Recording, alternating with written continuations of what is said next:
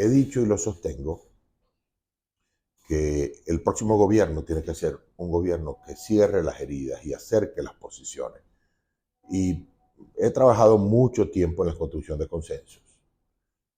Creo que puedo construir un gran consenso nacional y por eso pues no me extrañarían apoyos muy diversos, incluido por supuesto el de la plataforma unitaria. Yo espero que la gente vea en mí una persona que está nítidamente ubicada como opositor a este gobierno. Nítidamente, no considero que este ha sido el peor gobierno que ha tenido nuestro país. Considero que debe ser sustituido democráticamente. Considero que debemos corregir las políticas públicas a fondo en cada una de las áreas en las cuales ha fracasado Maduro. Considero que debe ser hecho por el voto, democráticamente, y considero que debemos alejarnos del conflicto. Todo aquel que coincida con eso, me siento muy bien. Todo aquel que diverja, lo respeto. ¿Usted cree que se puede llegar a un escenario de dos candidaturas, la de Nicolás Maduro y una que logre en algún momento de aquí a 3 meses, pocos que quedan, agrupar a la oposición en una sola opción? ¿Usted ve eso viable? Yo creo que al final el pueblo se encargará de eso, pero no veo muy factible una fusión de candidaturas, es la verdad. No lo veo por las características de este proceso político. Pero sí veo que operará como siempre opera en este tipo de situaciones de extrema polarización, la economía del voto. Tú nada más tienes que ver, bueno, tú lees encuestas, es tu oficio el estar informado de lo que la opinión pública plantea. En este caso, al revisar las encuestas nos damos cuenta que hay una polarización increíble contra Nicolás Maduro, a favor del descontento. Es cierto que el descontento no tiene ahorita una cara, pero la va a tener.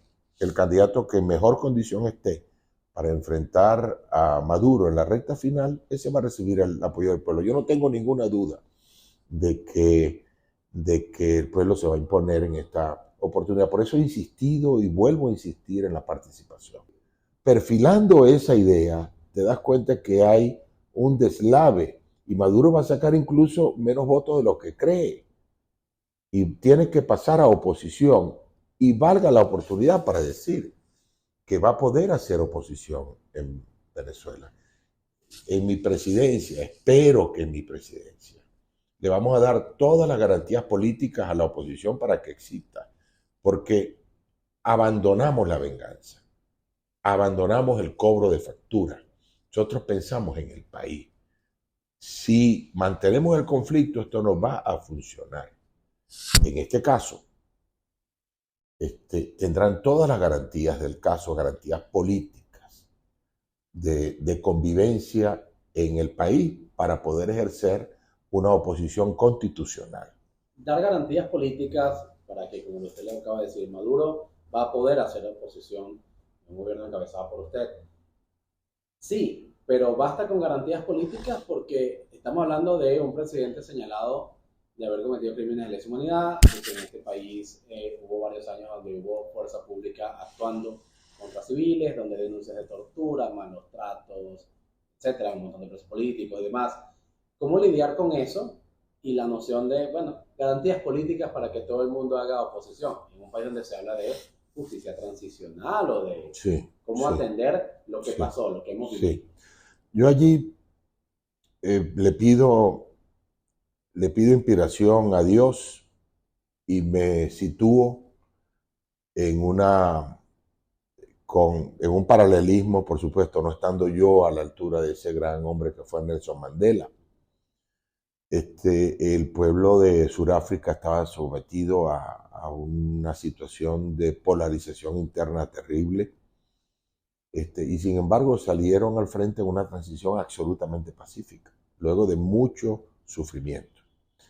Para eso hay que ceder, y hay que ceder posiciones de lado y lado, y el gobierno de Leclerc tenía en ese tiempo una cantidad de sanciones internacionales, estaba siendo señalado por el apartheid, y sin embargo la comunidad internacional entendió en ese momento lo que había que hacer cuando el pueblo se unió alrededor de Mandela, generaron una situación. Pues yo me inspiraría en ese ejemplo y en otros ejemplos, en el ejemplo de Chile y su concertación. Lograron superar largos años de problemas, sencillamente poniéndose de acuerdo y abandonando el camino de la venganza. Lo que no voy a abandonar es el camino de la justicia. No estará en mis manos la justicia. Ya terminó preso. No abandonaré el camino de la justicia. Eso no es, porque a diferencia de Maduro, yo no creo en un poder todopoderoso del presidente de la República. Yo espero que el Tribunal Supremo de Justicia tenga su autonomía y se la voy a otorgar como presidente de la República. Espero que el Contralor de la República no reciba órdenes del presidente, sino que sea un ente independiente. Espero que el Contralor no sea mi amigo, tampoco el Fiscal General de la República, porque es la única manera en la separación de poderes de donde está el control. Y en este caso, sin abandonar el camino de la justicia, pues por supuesto que hay que estoy dispuesto a decretar amnistías, estoy dispuesto a buscar la solución del tema sancionatorio, por supuesto que estaré dispuesto. ¿Tú sabes por qué? Porque esa es la paz de la República, esa es la paz de la nación.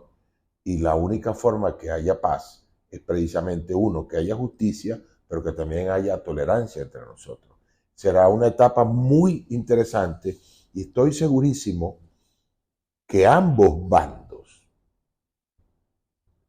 podemos hacer historia poniéndonos de acuerdo en cómo manejar esta situación a la cual hemos llegado, un conflicto sin cuartel en el cual quien está pagando la factura de ese conflicto es el pueblo. El pueblo paga la factura por los errores cometidos por los políticos, entre los cuales por supuesto que me tengo que incluir, porque soy un político, pero estoy ofreciendo un camino de encuentro, de consenso, para el cual creo que estoy preparado para dirigirlo y transitar en un periodo constitucional y que, ¿por qué no decirlo?, que al final de ese periodo o cuando se considere, pueda entonces hacerse una elección libre, democrática, donde todos podamos participar y que entonces a partir de ahí el país también encuentre un camino de paz, de tranquilidad, de progreso. ¿Desde hace cuándo usted sabe que se iba a lanzar? Bueno, apenas salí del CNE, eso fue en junio del año pasado, recibí una convocatoria para conversar de los líderes del partido centrados. Hicimos muchas conversaciones, luego otras personas más ubicadas en el centro político también me convocaron a conversar y empezamos a construir una posibilidad que la fuimos analizando en silencio, porque nosotros, o por lo menos yo, no quiero ser un obstáculo para el cambio político. Y en este caso nos postulamos a última hora porque estábamos viendo qué hacía el resto de la oposición. Si veíamos que había una candidatura que pudiera recoger características unitarias y consensuadas, pues a lo mejor no nos postulábamos. Pero cuando vimos el estado en que estaban las cosas, quisimos dar una opción. ¿Cómo le explica a su posible elector, pero en general el electorado, por qué la tarjeta de Centrados no estaba habilitada y de repente aparece habilitada justo el día en que usted va a inscribirse? Pero en el listado original de partidos habilitados no estaba. Sí. ¿Qué pasó allí para que tarjeta de Centrados volviera a aparecer como usable? Bueno, yo no sé, yo no te puedo dar los detalles exactamente de lo que pasó del lado del CNE, pero te puedo decir lo que hicimos nosotros. Se hizo una apelación ante el CNE basada en el hecho que Centrados requería un tratamiento igualitario con respecto al resto de los partidos. Habíamos visto que había un tratamiento desigual y por lo tanto exigimos eso y se metió un recurso administrativo apelando a la decisión del CNE. Aparte de eso, hicimos contactos con todo el mundo para buscar ese respaldo, para volver a postular. Por supuesto que el principal contacto fue con el CNE, con su presidente, con los rectores, explicando la situación política en la cual nosotros queríamos participar y por qué creíamos que Centrados podría contribuir dentro de un proceso electoral complicado, porque no nos llamemos engaño. Este es un proceso electoral muy particular. Partidos suprimidos, candidatos inhabilitados, un proceso electoral atropellado, apresurado. No podemos pensar que estamos en una democracia perfecta, porque no lo estamos. De tal manera que, valiéndonos de del recurso administrativo y del lobby político con las diferentes fuerzas políticas del país, logramos nuestra posibilidad de postularnos.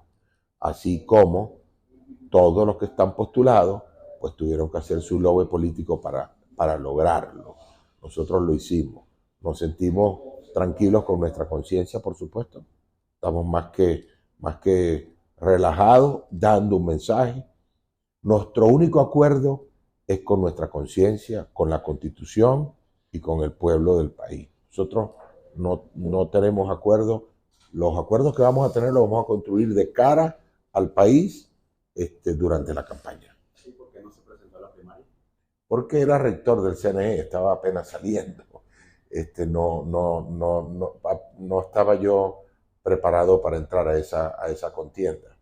Tampoco tenía una oferta concreta que me fue materializada luego por el Partido Centrados, que es el partido que me motiva a la postulación.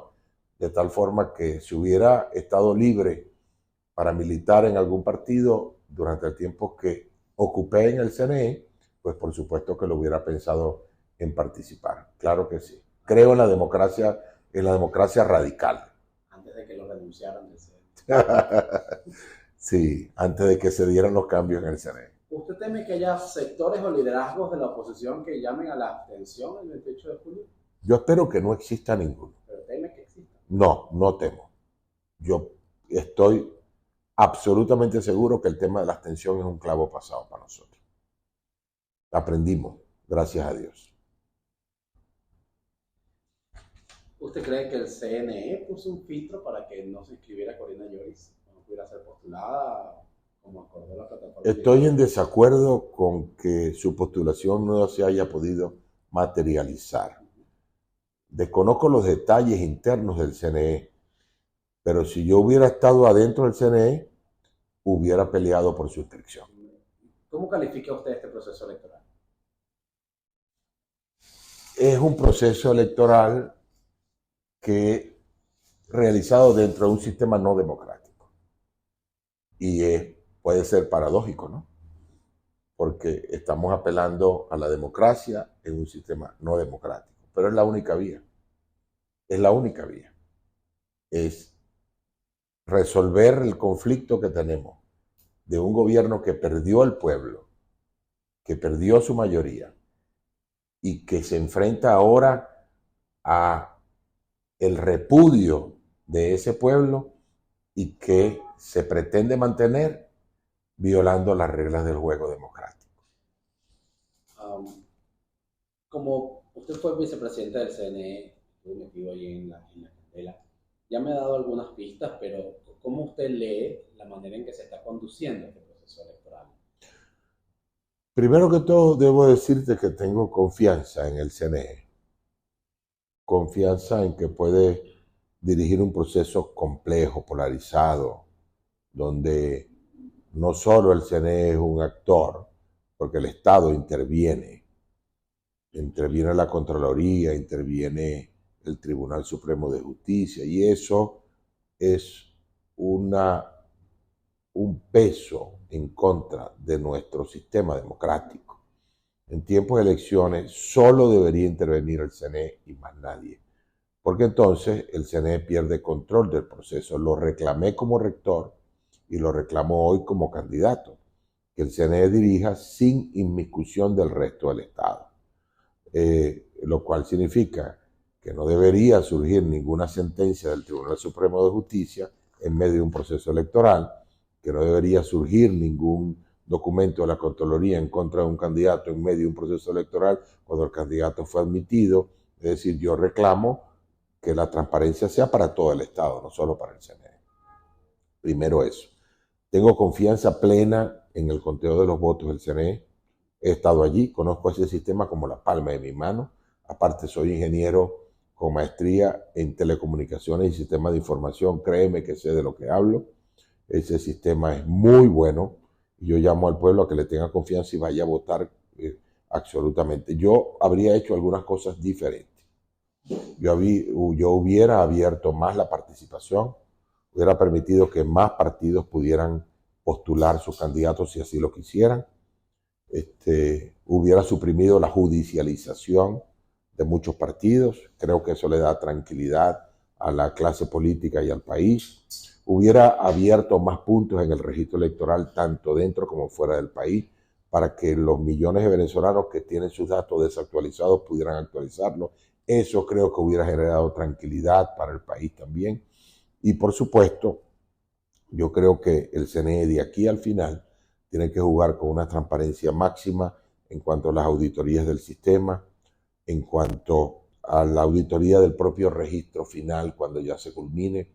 Eso es algo que deberíamos hacer como candidatos, una visita al CNE muy pronto para pedirle ya el registro final y poder hacerle una auditoría a fondo. Es fundamental porque es el corazón del proceso, es decir, la definición de quiénes tienen derecho al voto y dónde van a votar. Eso es fundamental. Creo que yo hubiera, por supuesto, promulgado un reglamento para el voto en el exterior, para facilitar el voto en el exterior. El servicio exterior nuestro no está preparado para la diáspora que tenemos, no solo para el voto, para la diáspora en general. Siempre pongo un ejemplo. Casi 300.000 venezolanos viven en Barranquilla. Eso es como tener 3 parroquias de Caracas en Barranquilla y atenderlos en una oficina de 4x4, que es el consulado, pues no tiene sentido. Eso no, ahí debería abrirse más oficinas consulares o por lo menos buscar la forma de atender, porque como he dicho, no solo para el voto, para la cédula de identidad, para el pasaporte, para trámites de filiación, para lo que sea, llega un momento en que uno debe exigirle al gobierno, como se le exige, mejora tu servicio exterior para que atiendas a todo el mundo. Hay mucha gente en el exterior inscribiéndose, recibo testimonios increíbles. Yo creo que el CNE tiene una deuda al no haber generado un mecanismo potente para la actualización en el exterior. Eso es lo que yo hubiera hecho distinto a lo que están haciendo ahorita, pero debo decirte que este CNE va a ser el CNE que proclame candidatura a un candidato de la oposición. ¿Cómo lidiar con esa tendencia autoritaria, con esas decisiones antidemocráticas que se denuncian, que probablemente las seguiremos viendo de aquí al 28 de julio? Sí, yo he dicho, haciendo abuso de la imagen cristiana del Vía Crucis, he dicho esto es un Vía Crucis y todavía nos faltan algunas estaciones. Es una etapa muy difícil de superar. Pero también he dicho que la peor condición electoral en contra la tiene Nicolás Maduro. En las últimas encuestas que hemos visto está en 9-10%, con un rechazo de más del 80 y pico por ciento. Quitarse eso de encima no va a ser nada fácil, a pesar de todas las restricciones que le pongan a la participación de la gente. No va a ser nada sencillo. Tenemos que estar listos para más restricciones, tenemos que estar listos para más problemas, pero tenemos que estar listos con nuestra cédula en la mano para ir a votar. Ya estoy consciente de las dificultades. No estoy de acuerdo, por ejemplo, con la inhabilitación de María Corina Machado y de otros actores importantes. No estoy de acuerdo con la figura de la inhabilitación administrativa. Me parece un ruido innecesario dentro de la democracia. No estoy de acuerdo con la supresión de partidos políticos. Entiendo que es una realidad y con los pies en la tierra me postulé. Hice lo que tuve necesario que hacer para postularme, para darle una opción al país. Como he dicho, a pesar de que todo el mundo me conoce y sabe que soy opositor al gobierno, nítidamente opositor, pero también me quiero presentar con el plan que tengo, consenso en el país para resolver este conflicto. Esa es la verdad, ese es el corazón, el corazón del plan consenso, conversación continua. Yo creo en el diálogo, pero el diálogo que se ha intentado hasta ahora ha tenido un par de obstáculos. El primer obstáculo es que creo que el gobierno no ha sido sincero en el diálogo. Yo seré sincero en el diálogo permanente. Y no ha sido sincero porque precisamente ha intentado jugar con el diálogo para ganar tiempo. Es una herramienta válida en la política, pero tiene sus costos. Yo creo que está pagando Maduro los costos de no haber dialogado a tiempo. Y la oposición, en mi opinión, incurrió en una visión estratégica de corto plazo, en el cual el diálogo fue básicamente para obtener condiciones para desplazar del poder a Maduro. Y creo que allí le dio entonces facilidades a la estrategia del gobierno. Yo dirigiré un diálogo para mantener la Constitución en vigencia, pero también para resolver los problemas de la gente. ¿Verdad? Que una cosa fundamental es tener padrón electoral. Un montón de testigos, un montón de sitios del país. ¿Cómo va esa organización o cómo lo tienen planificado o planteado? Tengo la ventaja también de que estuve involucrado en la construcción del padrón electoral de todas las campañas del pasado. Conozco muy bien lo que hay que hacer, al detalle. Ya tenemos un grupo que es la primera avanzada de la defensa del voto, un grupo de cerca de 30 ingenieros que están trabajando en las auditorías. Esa es la primera fase, para verificar que el sistema funcione bien. En eso no vamos a ceder ni un centímetro.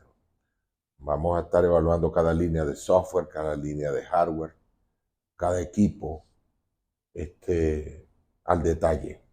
Y ya estamos trabajando, por supuesto, en la organización y haremos algunos anuncios en los próximos días, en la organización de todos los que son los voluntarios que van a estar en cada mesa electoral del país. Lo hemos hecho en el pasado y estoy trabajando con la misma gente que trabajé eso durante mucho tiempo. Es la misma gente de la oposición, es la misma gente que se ha vuelto experta en esa materia. No le tengo miedo en absoluto al reto de defender la voluntad del pueblo recogida en las mesas. Ningún temor le tengo a eso. Para mí, eso es una tarea que podemos desarrollar con absoluta soltura, experiencia y profesionalismo. Cualquiera que analice políticamente el escenario puede decir, bueno, una ventaja que tiene Enrique Márquez es que es lo suficientemente conocido en círculos políticos para generar consenso político y lo suficientemente desconocido en la calle para que nadie diga, ese es un bicho. No, pueden decir cualquier político. ¿Usted cree que eso es una ventaja que usted tiene en esta competencia? ¿Cómo lo ve? ¿Cómo se ve usted mismo como figura? Aquí habría que decir lo contrario a aquel dicho, ¿te acuerdas del dicho? Pero vamos a ver si me sale lo contrario. Más vale,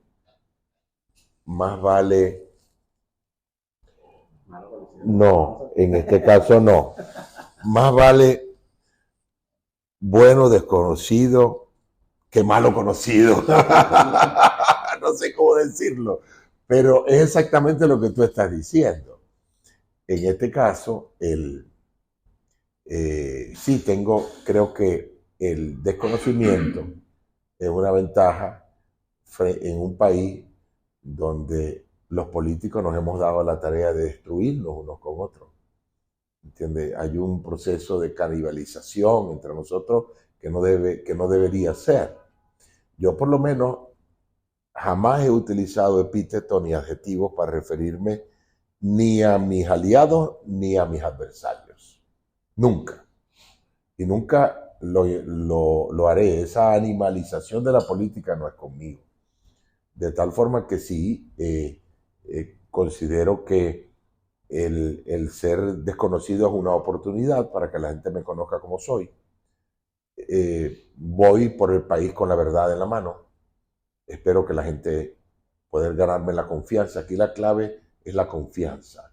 Que la gente tenga confianza en que lo que estoy diciendo es lo que voy a hacer. Las 3 primeras decisiones que tomaría Enrique Márquez el 10 de enero de 2025. Convocar a todos los factores políticos a un proceso permanente de conversaciones para resolver la crisis política. La primera decisión. La segunda, decisión irme a la Asamblea Nacional a conversar con los diputados de un conjunto de leyes que requieren una transformación rápida para permitir la recuperación inmediata del negocio petrolero como puntal de la recuperación económica del país. Hay muchos puntuales. ¿Cuáles leyes? La ley de hidrocarburos, la ley de hidrocarburos gaseosos, la ley de que suprime los servicios petroleros privados en el lago de Maracaibo, y así un conjunto de leyes, reformas puntuales. ¿Quién la tiene que hacer? ¿El presidente? No, tiene que hacer la Asamblea Nacional. ¿Cómo se va a lograr eso? En conversaciones. Tercero, una convocatoria inmediata a rectores universitarios, a todos los sectores académicos del país para meter el pecho a la educación, como vía inmediata para parar la migración. Que nuestros jóvenes sepan que tienen educación y que tienen empleo para lograr efectivamente detener esa sangría que tenemos en migración. Estamos en una actividad en la cual pues no se sabe exactamente cómo termina esta película. Y en este momento soy un actor de la película. Y se me acerca mucha gente todo el tiempo de todos los sectores de la oposición, incluso con gente del chavismo, lo que se puede llamar light. He tenido conversaciones para tratar de entender cuál es la búsqueda que ese sector del país pueda tener en la construcción de un grupo de consensos, alrededor de una propuesta de país, que no es solo el tema político, fíjate. Me he encontrado con que los consensos principales se encuentran en las políticas públicas. Es decir, hemos aprendido los dirigentes políticos lo que no se debe hacer. Por lo menos ahorita hay un consenso en que hay que devolverle al sector privado su posición en el sistema productivo del país. Hay que acelerar la participación del sector privado en todas las fases o partes del sistema productivo. Igualmente hay consenso alrededor del tema monetario, el tema de la moneda. Hay que convivir con un sistema dual por un tiempo, todo el mundo coincide. Muy pocas personas ahorita hablan de una dolarización plena. Es decir, hay consensos que parecería muy sencillo de construir. Hay un gran consenso alrededor de la necesidad de mejorar el estado del negocio petrolero. Para eso tenemos una propuesta concreta que la estamos testeando. Y para testearla, para conversarla, hay que conversarla con todo el mundo.